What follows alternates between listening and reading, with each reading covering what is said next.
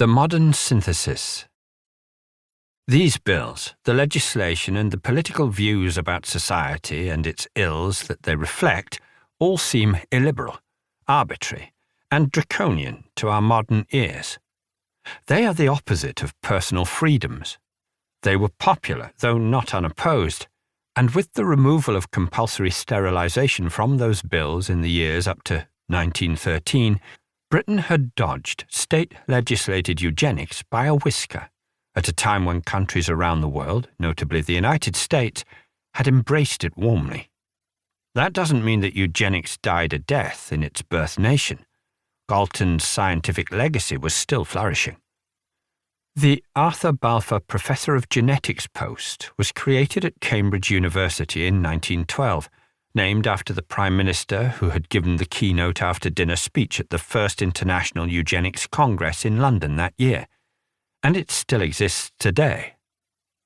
The first person to hold this chair was Reginald Punnett, geneticist and inventor of the Punnett square, which we continue to use to work out which of the genes of two parents will be dominant in their children.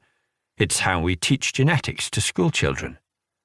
Punnett had given a presentation at that eugenics conference in which he offered scientific caution that the number of traits for which we had detailed hereditary information was limited, but that feeble-mindedness was one on which we could act right away.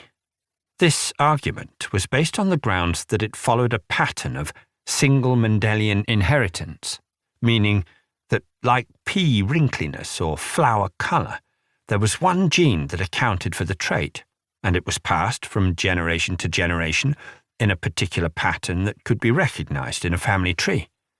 A similar pattern of recessive inheritance was presented for the combination of epilepsy and feeble-mindedness. Two epileptic parents produce only defective offspring.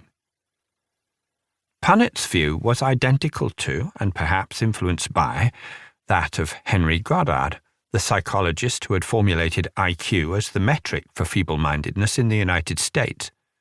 In 1912, Goddard had published a very successful book,